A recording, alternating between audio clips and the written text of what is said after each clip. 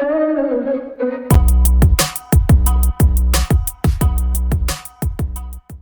one is going to be 2019 lessons that I learned slash recap kinda, and 2020 goals. Video probably a little late, but I don't care. So let's get right into the video. So let's see. What kind of happened for me in 2020? 2020. Nothing happened for me. We're only 6 days in. And I'm questioning that because I don't even know what today is. Ooh, I have a watch. We're only 6 days in.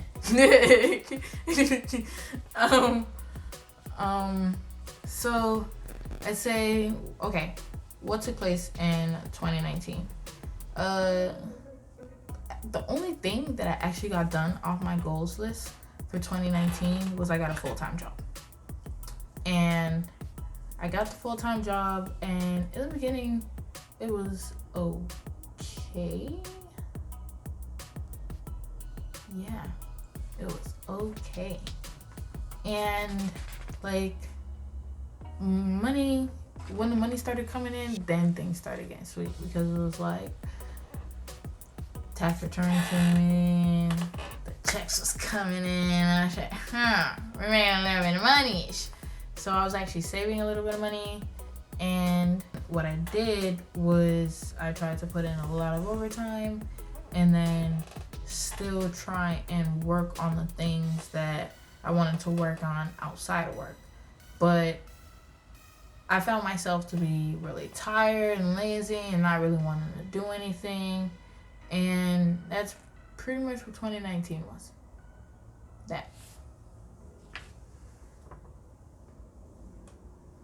If it were a paragraph, that's how big it would be. I worked and I slept. And the annoying part is that it didn't do anything for me, honestly. Like, I was working to the point where I was too tired to do anything on my off days. And by the time that I actually felt like I relaxed and regained some kind of energy to want to do things, I pretty much had like 1 day left. And what am I doing on that day? Getting ready to go to work pretty much the whole day. So that, in a repeated cycle, I felt like the stress just kind of built. And so there were a lot of moments of just being overwhelmed and basically like having breakdowns and like really kind of questioning, what am I doing?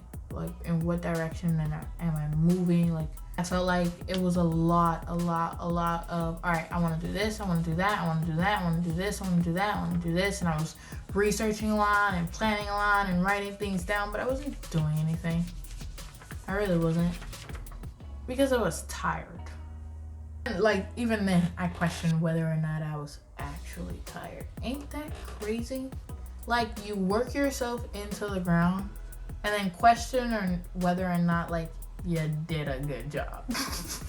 Like, I would question, like, was I really tired? Or did I just lose track of time? Like, I guess you could kind of say it was both. Because I did what a lot of us do. I would just chill and be on my phone, watch videos, and, like, of course, watching videos of people doing things would just, like, I guess subconsciously drive that anxiety up. And then you never really get to relax, and then you kind of get there some way, somehow you wiggle your way into relaxation, and then you snap right out of it because you got to go back to work. And it was just kind of that repeatedly. And like I said, there was a lot of moments of just overwhelm and breakdown, and it's like,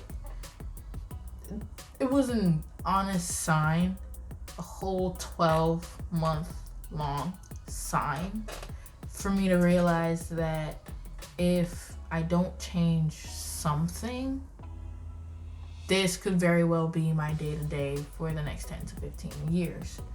And Jessica is self-aware enough to be like, I know within those 10, 15 years, I will be pissed at myself for digging that kind of hole. So I'm like, all right, let me change something. Something's gotta give. So 2019 takeaway.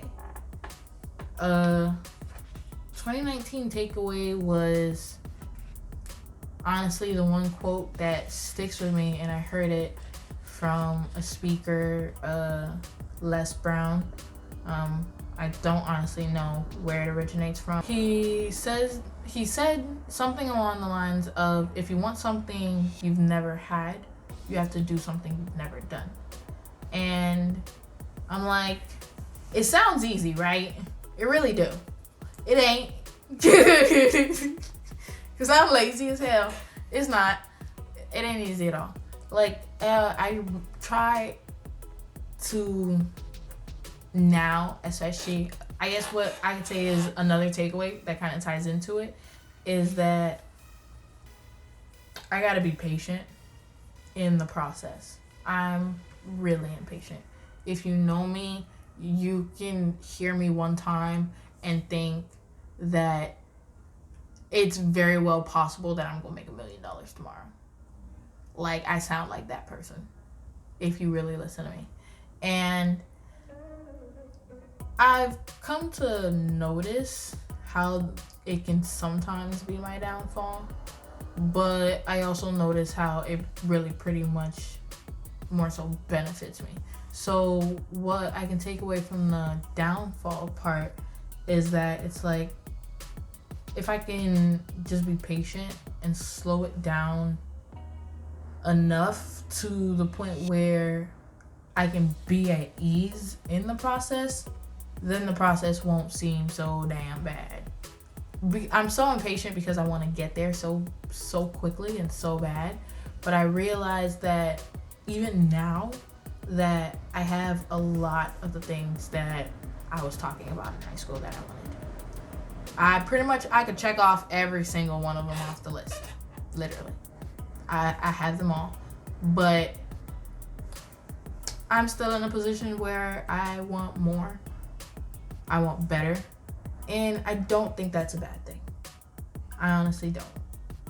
There's a benefit, for lack of a better term, to wanting to better yourself and wanting more.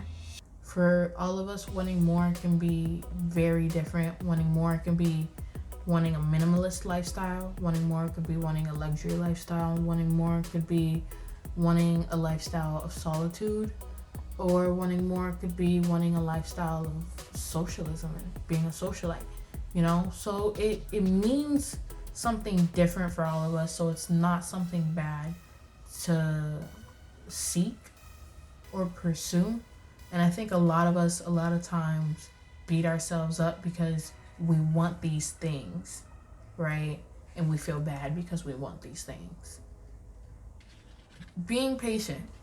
So being patient with the process means making it easy enough for myself to want to even take part in, because that's like I mentioned in my first video, I have the tendency to get into this perfectionist procrastination to where I really want to do things at such a high level that because I want to produce them and present them at that level, I don't present anything at all because they're not at that level. And I realized, well, of course, that's going to stop me from doing absolutely anything. And then again, we're in that 10 to 15 year slump. We don't want that. So the thinking has changed to, if I can make it easy enough for myself and do it long enough, then it'll become a habit. Habits become... I don't even remember the rest of the quote, but it's something good. So I'm trying to be patient with myself, and I'm trying to be patient with the process and all that crap. So there's that. The take action part obviously is the little things. It's just the little things. Because if I start to talk about taking action like it's some big hoorah, once again, I'm gonna paint this big old picture and I'm not gonna get nowhere, not gonna get started because this is what I painted and I can't produce it. Taking action is really just the small things, like the literal basic things. Like, you guys would be surprised what's on my goals list. Like, eat 3 meals a day is on my goals list. We'll get to that, but that's on there. It's really basic. Like, I just want to make it easy for myself. The goal for 2020 is to do the little things, but to be more specific, my goals are, I want to be comfortable where I'm staying. I want to feel clean where I'm staying. I want to have a clean bill of health. I want to double my monthly income. And I want to reference this book that I purposely brought for this reason. Okay, so I follow this because I like how with this level 10 life plan thing, I like how the categories, I like how I guess the categories are allocated, if that makes sense. I like how they're broken down, basically. I like how the entire life and areas of your life are broken down by this level 10 life thing. And so the categories are health and fitness, career, physical environment, finances, personal development. I was not going to finish that word. I was going to say personal development. Marriage, friends and family, spirituality, fun and recreation, contribution. So I'm only going to share a few of them because I am a private person, kinda, so I'm not going to share everything. I might. We'll see. Whatever.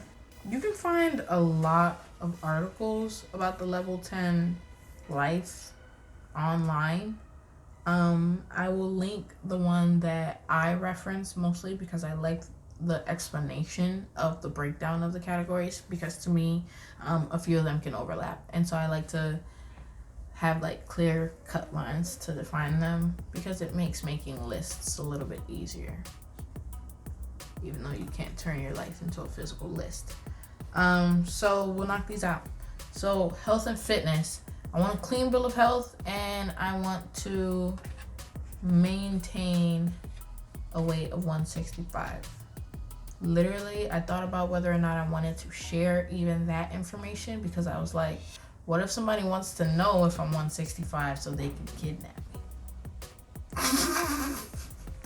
I'm just gonna start skipping because don't nobody fuck with a bitch that skip. Exactly. Period. Career. For career, I want to land a position within my field of psychology, specifically, and whether or not it's paid or volunteer, I'm honestly very happy with. I don't mind if it's unpaid or a volunteer position. I just want to land a position in the field. I want to get my feet dirty. Physical environment, like I said, I want to feel clean in my space and I want to feel comfortable in my space. Finances, I want to double my monthly income. Personal development, I want to get back into grad school. I never got in.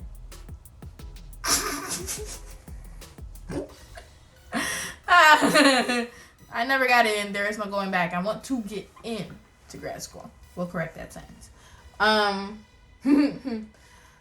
In terms of personal development, I want to get into grad school and I want to read 12 books this year. I'm not putting any kind of time period on it. 12 is a good number for me. I think that's very achievable. and I could make them very easy because I will fucking pick up a child's book. Marriage. I'm not married. I'm being petty, so I'm not gonna speak on that. Anyways, friends and family.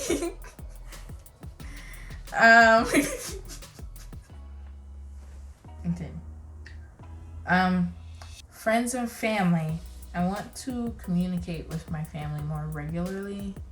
I realize that a lot of us are growing up now, and we're gonna start spreading out, and we're not going to be down the street like we used to, or 15 minutes away from each other like we used to. So I want to keep in good communication with my family. I have a terrible habit of, I wouldn't even say ghosting people, but like, I'm always on my phone, but I ain't never on my phone. Spirituality.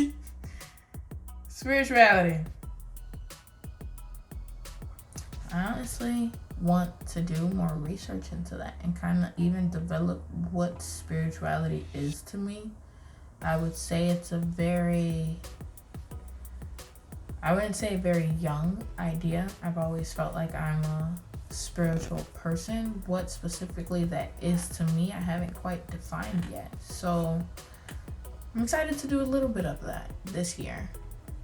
Is it my primary focus? I have to be honest. It has not been on my mind. Practices that people consider to be spiritual, yeah, like meditation. But even that is still on the back burner. Like I said, I kind of want to do a little bit more self-searching and define what spirituality is for me and what the practice of it would look like for me. Fun and recreation. I have a guitar that my dad bought me 2 years ago. I have a guitar that my dad bought me about 15 to 20 years ago. I don't know how to play either one of them. So the goal is to learn how to play a chord, something, one song. The goal is one song. Anyways, contribution. I want to volunteer twice this year. I say twice because I know my lazy ass will not find the time to do anything more than that. It sounds very selfish, but I'm just being real. Like, I think twice is really good. I think twice would be good because I didn't do shit the year before, so yeah. Them is the categories, and them is my goals. So comment below what you learned in 2020 and what you want to accomplish, what you learned in 2020. None of us ain't learned shit. It's only been 6 days. What you learned in 2019. What did you learn? Comment below what you learned in 2019 and what 2 of your goals are for 2020.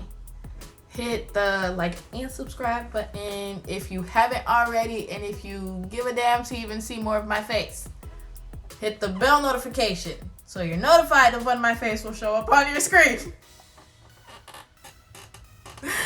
Until next